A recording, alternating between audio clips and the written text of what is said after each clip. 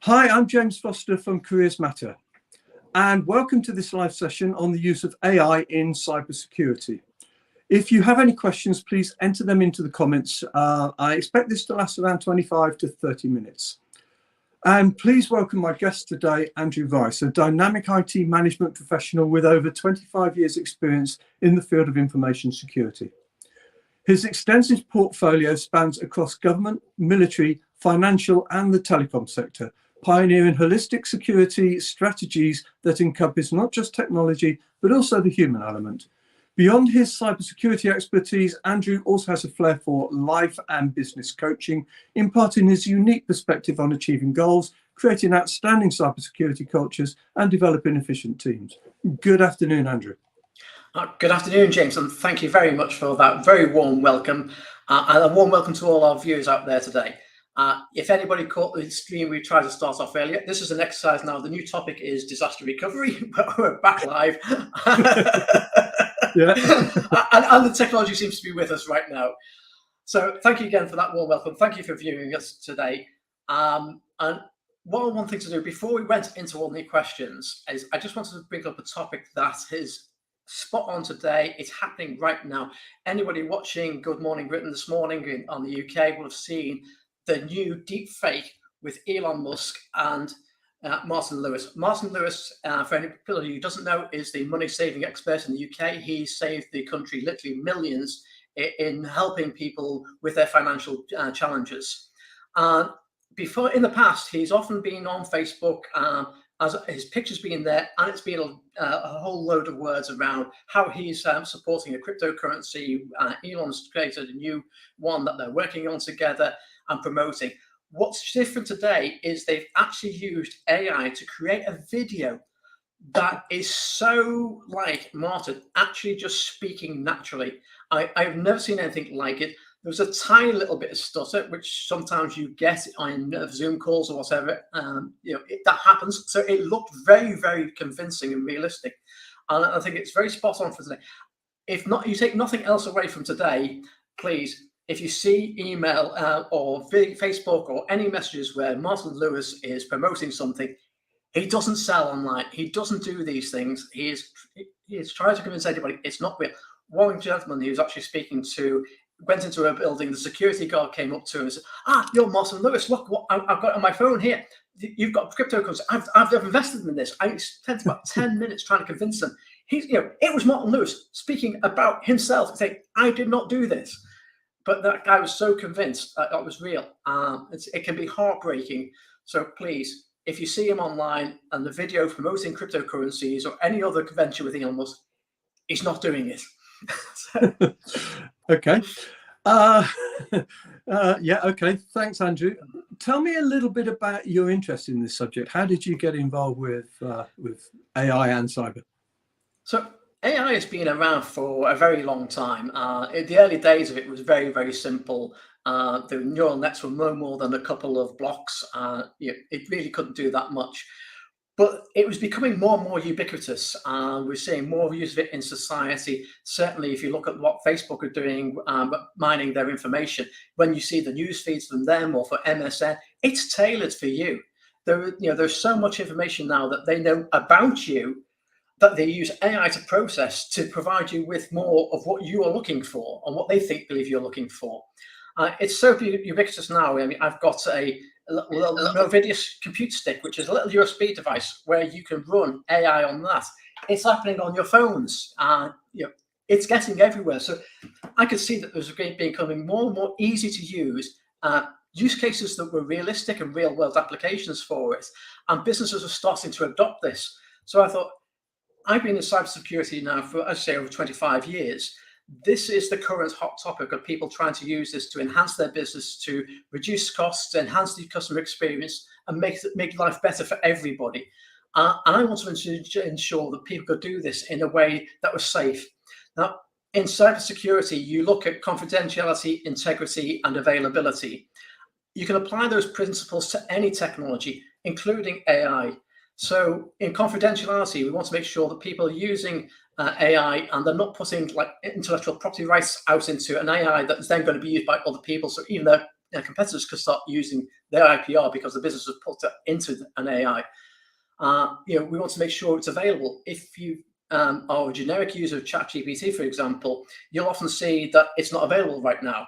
And that's not good if you're in business. You want availability to be pretty high. So we want to make sure that businesses can benefit from this, grow from it, and help them understand the cybersecurity implications of using AI. We've actually got a question from the audience, Anil Satram. Anil would like to know what is AI for in a simple statement? What is it for? That's a good question.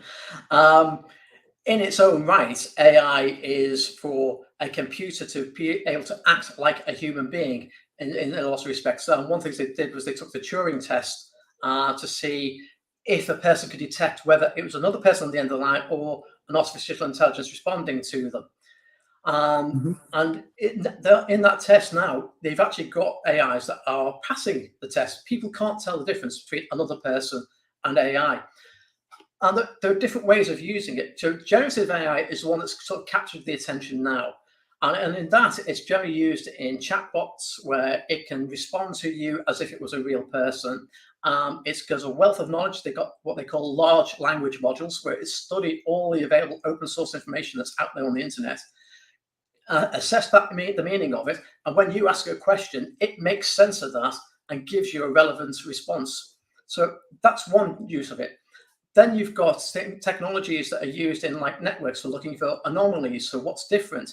So a defender will, for example, map out their network, pass all the information through to the AI. The AI will analyze it and look for what's not normal in there. My son, which was another reason why I got into this, was studying neurocognitive processing using MRI images at Goldsmiths University in London. And I started helping him with what he was doing there, some of the programming. And so that's another use of it. In there, it's detecting anomalies within the brain patterns that's going on, looking at whether there could be cancerous cells in there, early stages of it. So AI is for a number of things. It's more a question of, what can we use it for? It can be used for so many things, and it's being creative in the application of it. Okay, I've got another question from a LinkedIn user, no name on this particular one, but why are companies still resisting investing in security, IT and OT? Okay, so I think when you look at businesses, they look in a pragmatic world and their real function is to make profits. There's no profits, there's no business. And Pete Drucker said, business is about marketing and innovation. So their first thought is, how can we generate profit? Profit pays the bills, it pays the wages, it invests in growth. And so that's the first order of business. I think we in security need to be making sure that we align ourselves to supporting that.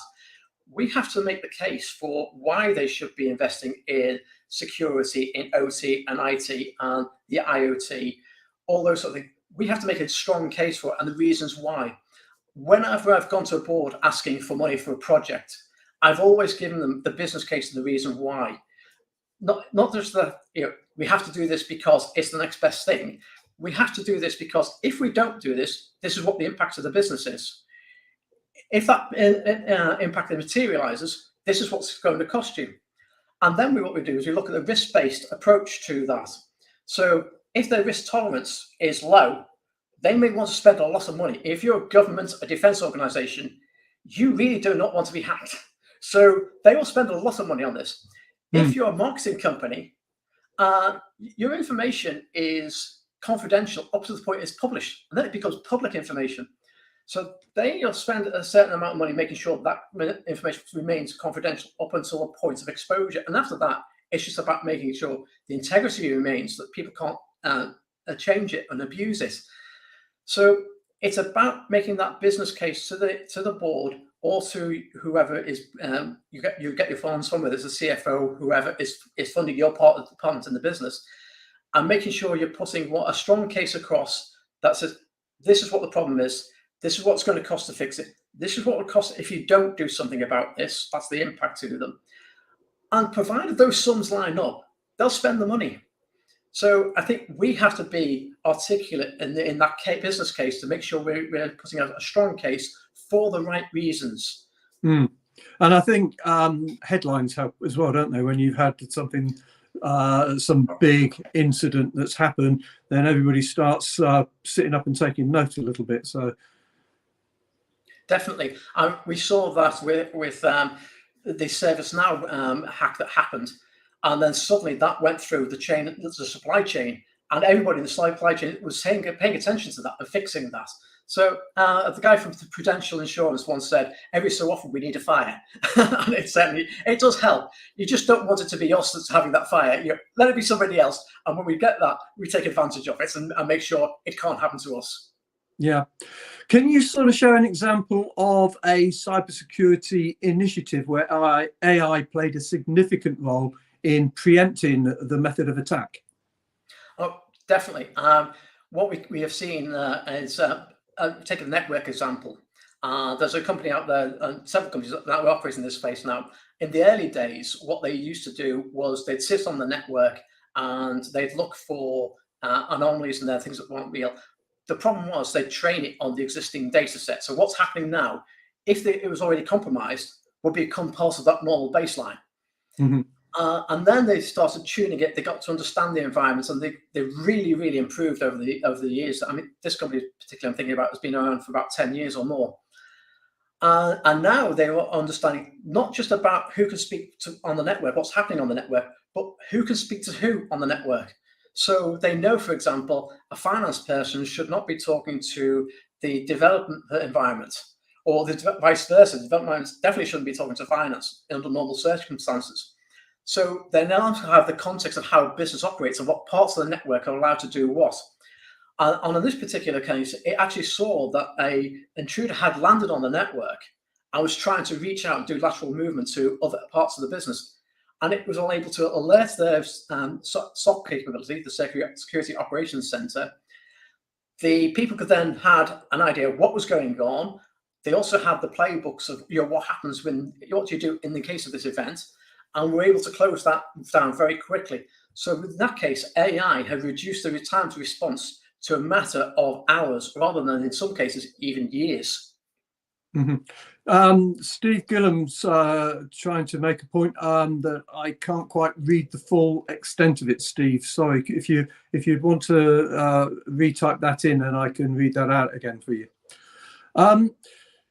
How does AI assist in developing a holistic approach to security that includes the electronic, social, legal, physical, and standards? That's a really interesting question. And a holistic approach, I think, has to come from an understanding of what the capabilities are in each of those areas. But we have to be careful that we maintain separation of function. In old terms, we used to call it about the separation of duties, where one person would be able to do something and another person would have to check it or allow that to happen. With AI, whilst we wanted to be able to take advantage of all the information that's available to us, we don't want it to be able to be one holistic that does everything, because right now we don't understand how it would operate in that environment. The one that really springs to mind is where we have spy in the skies drones identifying targets using AI and visual imaging to identify what a target could be. We don't particularly want to link that to an AI that controls a firing mechanism. We want a person in the loop in that case. Yeah. So that the AI can flag up this is of interest, and the operator can then say, I agree. As a human being, I can differentiate between there's a child or a person with a gun, and I'll choose the right target. Yeah, and then allow it to go onto the fire. So we have to be careful that how we implement AI and not go all out for holistic straight away, but take sure that it's doing the functions in each of the areas and keep maintaining that separation of functionality. Yeah, it was like that film we were talking about. Was it called War Games or something from the 1970s or 80s, where the AI decided to blow the world up for our own benefit? Yeah, exactly. Yeah. Steve's come back with his point. So he's saying Jason Paltrow, who was the then executive director for information security at Sony Pictures, called it a valid business decision to accept the risk of a security breach. In 2007 interview with CIO magazine, adding he would not invest 10 million to avoid a possible 1 million loss. The question is, how wrong was he on that once Sony got breached?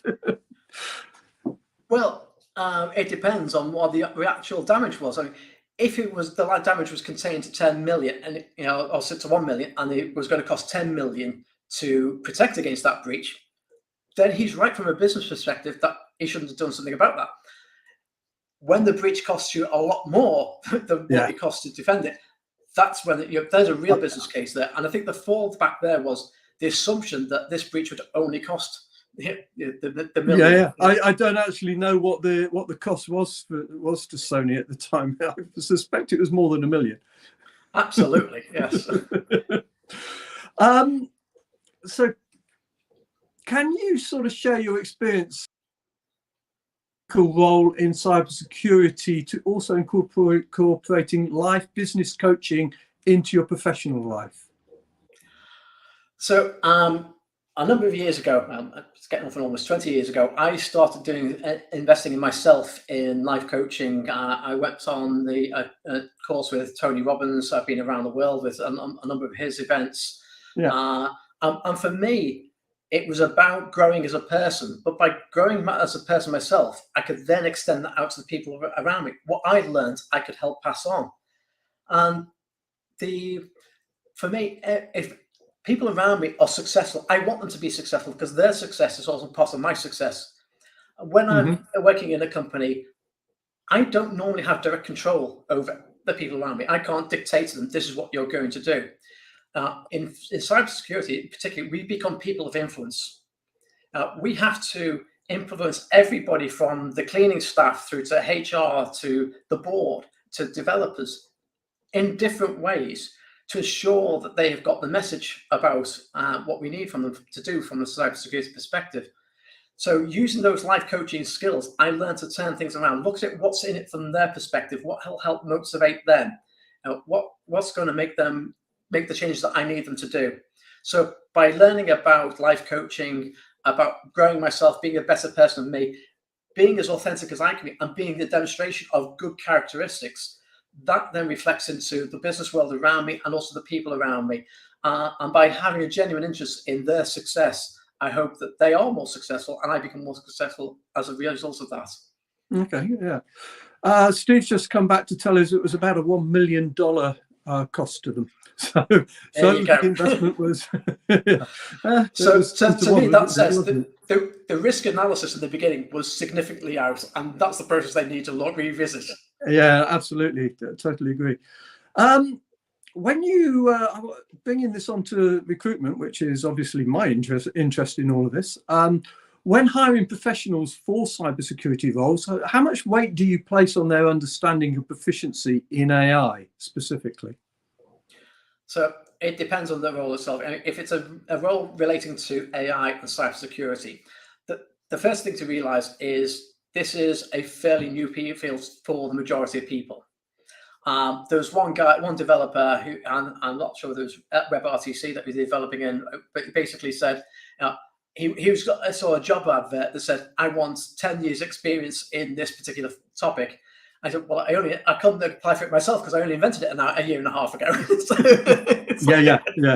So what I'm looking for is people with creativity, people with a good cultural fit to the organization.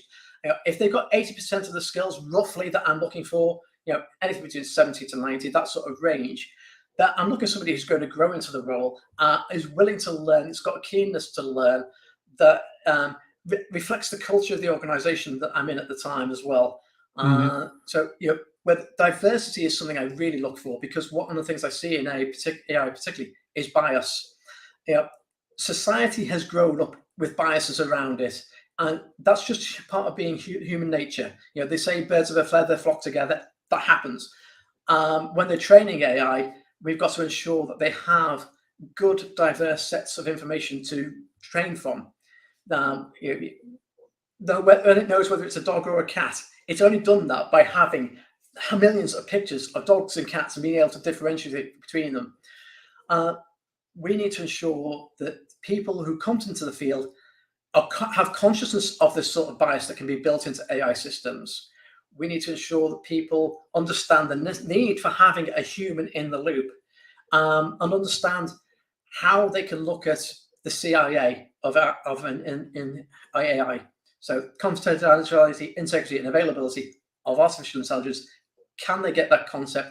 How would they approach it into the different implementations of AI? Whether that's a generative AI, whether it's public facing, whether it's a AI that's there to develop code. They need to be able to understand, how can I apply the CIA? How can I ensure that bias isn't built into the model that I'm working with, and make it work well for the organization? Yeah. What advice would you give for professionals looking to make a career in cybersecurity, particularly where it may be related to AI? Well, cybersecurity is such a diverse field. There's room in it for everybody.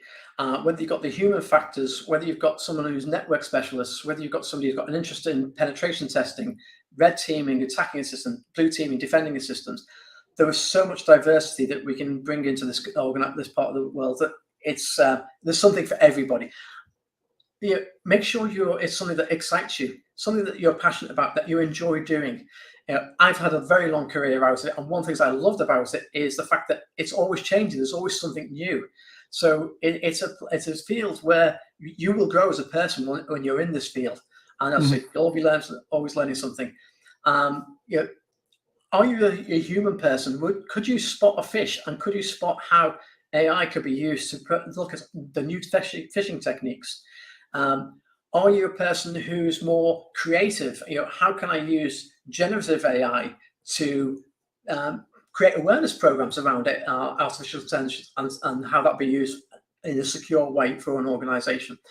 So again, be passionate. If you've got a passion about it, get involved. That is the biggest thing. Get involved. If you can find a way in, if you can learn about it yourself. There's so many resources out there to go and educate on this stuff. It's fairly new to say to everybody, so nobody can expect you to have a perfect CV that says, I've got 10 years experience in AI. Just not going to be like that realistically for the majority of people. So demonstrate what your area of expertise is in it, and show the value that area of expertise brings to the business. Yeah, okay. One of the things I think that I see a lot of, because it's my interest, if you like, is the supposed skills gap within cybersecurity generally. That it's growing. It's big enough as it is now, but it's growing. So fewer people, or not enough people, getting involved in AI, whilst at the same time the demand for AI people. And as we were saying earlier on, not AI people, cybersecurity people. And as we were saying earlier on, with AI coming into it now, there's a whole new genre, if you like, within the subject of cybersecurity of skills that are going to be needed. How do you sort of see this all being impacted over the next few years in terms of availability of people, skills, requirements, etc., etc.? So I hear a lot of fear of AI is going to take our jobs, and AI will solve the skills gap. And neither of those two statements are particularly true. If you go through, look through history, we've seen this sort of thing before, only today it's happening on a more rapid scale. If you look at the agricultural revolution, how the new techniques in farming changed the way we work, the industrial revolution changed how fast we could market and produce things. AI similarly is going to have that impact on where we are today, that speed of change, speed of adoption. So it's not so much as it's going to take away the need for people. What it's going to have is enhance people capabilities. If you look at the legal profession as one example, the people are talking about AI is going to replace lawyers. It's not. What you're going to have is people who use AI in legal terms are going to replace the lawyers.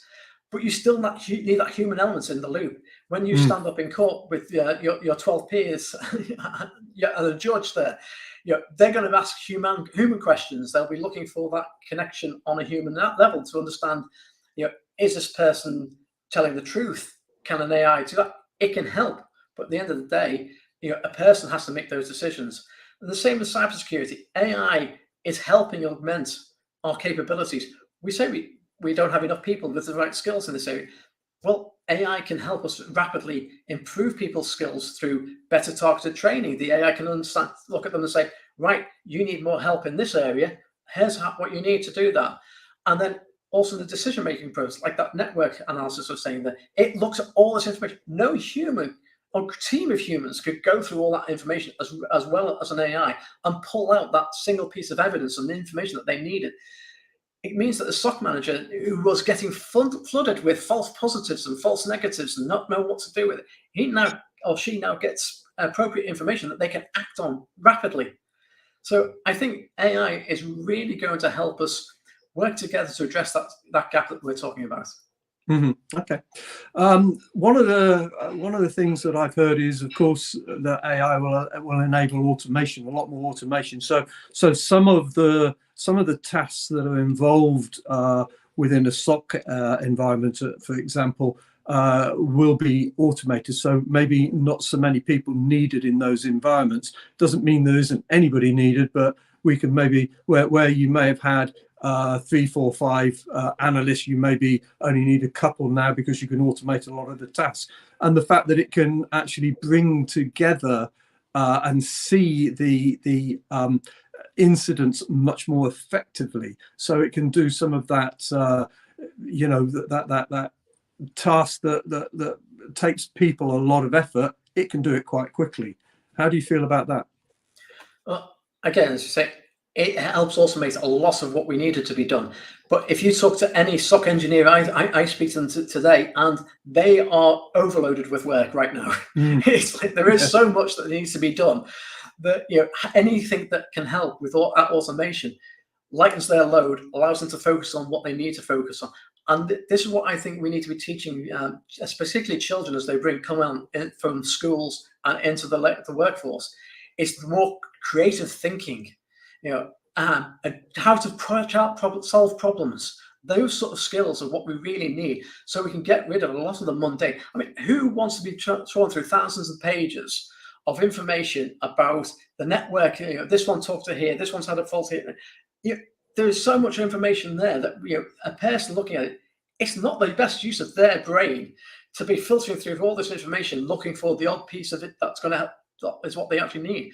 If you've got a tool that'll help you, you're going to get there faster. You're going to be able to do more and take away the boring stuff. I mean, one of the biggest complaints I've got in work is like we spent about 80% of our time doing boring stuff to get 20% of the stuff that we really enjoy doing. Let's make sure we're using it in such a way that we can do more of the stuff we enjoy. Yeah, no, I completely agree with that. I think we spoke earlier as well about the recruitment and AI in recruitment, and there's a lot of similarities in what you've been talking about. I think the people are expecting AI to take over a lot of the functions, etc., and it's just not going to do that. I think at the end of the day, we're talking about people, and people interface with people. It will certainly, AI helps me in my recruitment. I use it a lot. I use it in so many different ways, but it's never going to replace the human to human contact. It's never going to do that. Got another question from Steve here, or another statement. If you think technology can solve your security problems, then you don't understand the problem and you don't understand the technology. Bruce Schneider. And I think that sums it up pretty well, actually. Yeah, I've met Bruce a couple of times. I actually went to InfoSec for a number of years, and one year I was looking at, there's so much technology around here. It's all great, but nobody's really thinking about the human aspect of it. So I went around the following year, my badge said Bruce Schneider, counterpane. And I had people coming up to me saying, "Oh, will you sign my book, please?" "Oh, yes, sure." I sent to the back page where there's a picture of Bruce, ponytail, goatee beard. "Are you sure you want me to sign this?" Oh, right. Okay. I went to one company. I was speaking to them for about 15 minutes on authentication. He genuinely thought I was Bruce Schneier. And he said to me, yeah, but the best form of authentication is face to face, isn't it? I said, I absolutely agree with you. Just shook his hands at that point. It's like, no, you have to have the human aspect of it. Technology is great when used well, but it's people who run businesses. It's people who make the connections happen. I mean, in the field of recruitment, you looked at how powerful LinkedIn has become now. You've got an AI algorithm behind that, and it's connecting people. It's not taking away the recruiters. There's a lot of recruiters out there, but what it is doing is it making it easier to find the people and connect them together. Yeah, and that's it. The actual ability of the recruiter to shall we say, influence the people that they're dealing with to persuade potential candidates that they should be considering their clients' jobs, etc., etc. That sort of thing. You're never going to take that away. What the recruiter does is on a human-to-human level. What a good recruiter does is on a human-to-human level.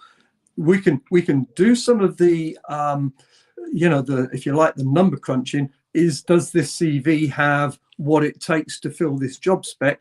Yes or no, quick filter. But then I've got issues with that process as well, because people don't know how to write CVs basically, and so they, when you actually dig in, there's a lot more there to be found, to be surfaced. But anyway, I mean, we've been just over half an hour. I think that's been very good. Hope you've enjoyed it. Have you got any other final comments, Andrew? Yeah, I've really enjoyed it. I hope the people out there have enjoyed it today. Make sure you click the like and the subscribe to James's feeds if you want more information about recruitment and what's going on in that space. Great, please do that. I hope you've enjoyed the information and found it useful today. If you have any more questions for me, I'm on LinkedIn, Andrew David Rice. You'll find me on there quite easily. Let's see, AI is not something to be frightened of. It's a tool like anything else. A hammer's a tool. You can use it to knock in a nail, or you can use it to hit a person. The good guys are using it, the bad guys are using it. So make sure you understand it, you know how to apply the principles of cybersecurity to using it, and help people deliver it for their businesses. And let's get out there and do this stuff. Yeah. Thank you very much, Andrew. So I just want to apologise for the technical issues we had coming into this. As I think, as Anil was saying earlier, we should have practiced this. We did. We were on at 9:30 this morning, setting it all up, getting it just ready. We come on to do it live, and it just went boing. So apologies for that. I'm hoping this will become a fairly regular spot. I'm not sure if it will be weekly, but at least once or twice a month to do this. So look out again for some more live interviews with people from technology generally. That could be from cybersecurity, from telecommunications, from the HR groups. These are people that I'm looking to bring in and carry out interviews with to get their perspective on how the market's going, on how they see things developing. Andrew, I'd like to thank you again for your time and insights today. Very much appreciated. If anybody wants to follow up with you directly, how can they do that? I think you did mention briefly your LinkedIn connection. Yeah, LinkedIn's andrew.rice@orange, as in the fruit, .fr, Foxtrot Romeo. Okay, thank you for that. Thanks everyone for watching. This has been James Foster and Careers Matter.